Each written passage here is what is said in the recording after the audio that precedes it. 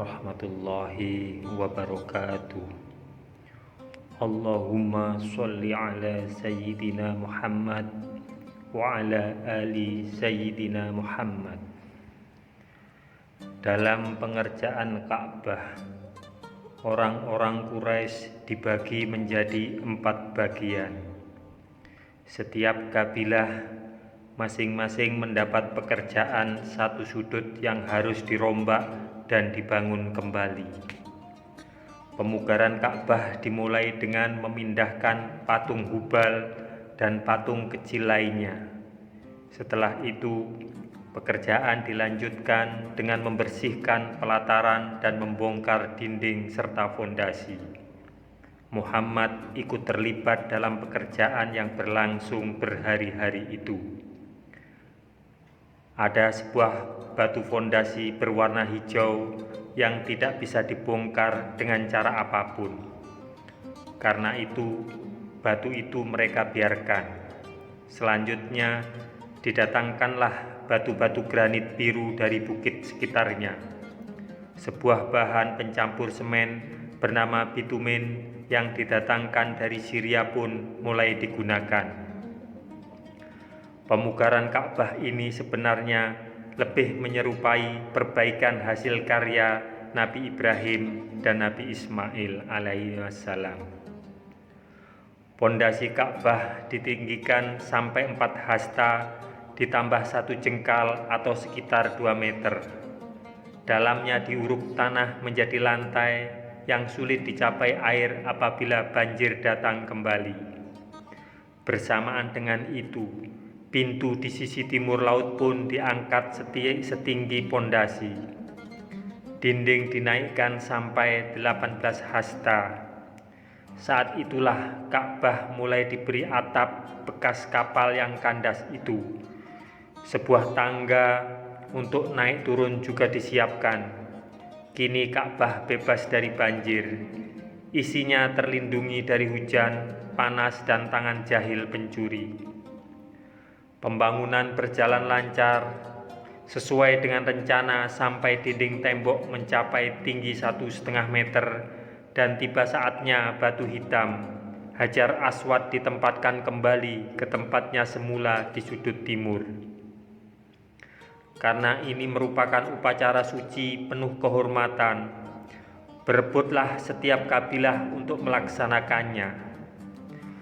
Kabilah Abdudar merasa lebih berhak daripada kabilah lain, sehingga kedua kelompok saling beradu mulut sampai suasana menjadi semakin panas. Di tengah keadaan itu, muncul Abu Umayyah bin Al-Mughirah.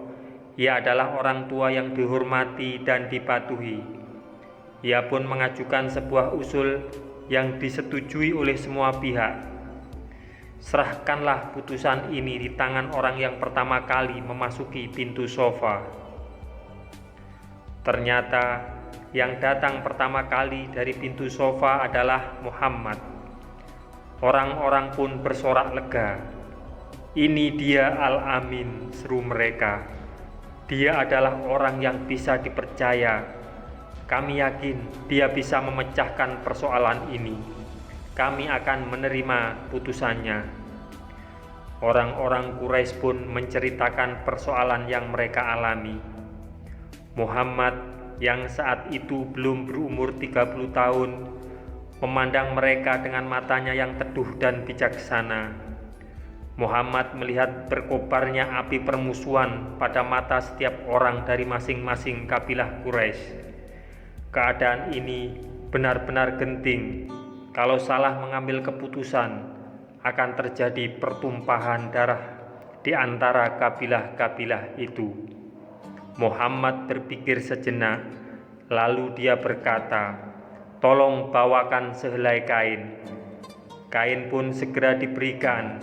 Muhammad mengambil dan menghamparkan kain itu. Dia lalu mendekati Hajar Aswad, diangkatnya batu hitam itu dan diletakkan di tengah-tengah.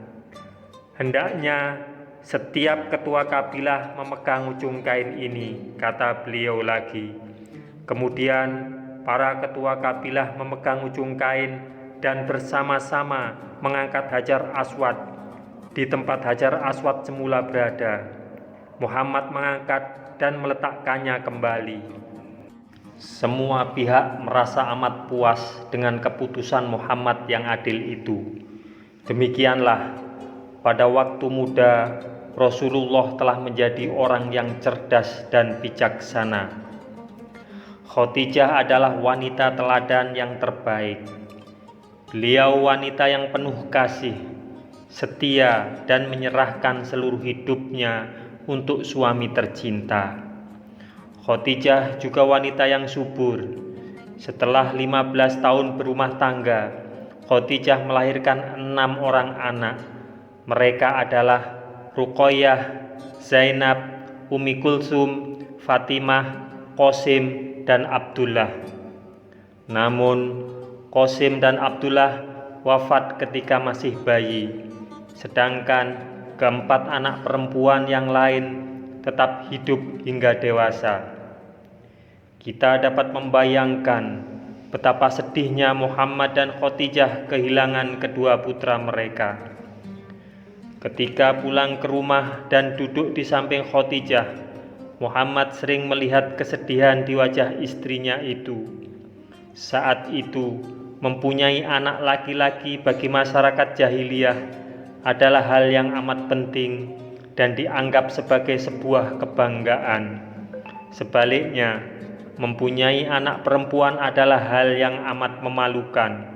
Bahkan banyak orang yang memilih mengubur bayi perempuannya hidup-hidup daripada membesarkannya. Tentu saja Muhammad dan Khadijah tidak merasa malu memiliki anak-anak perempuan.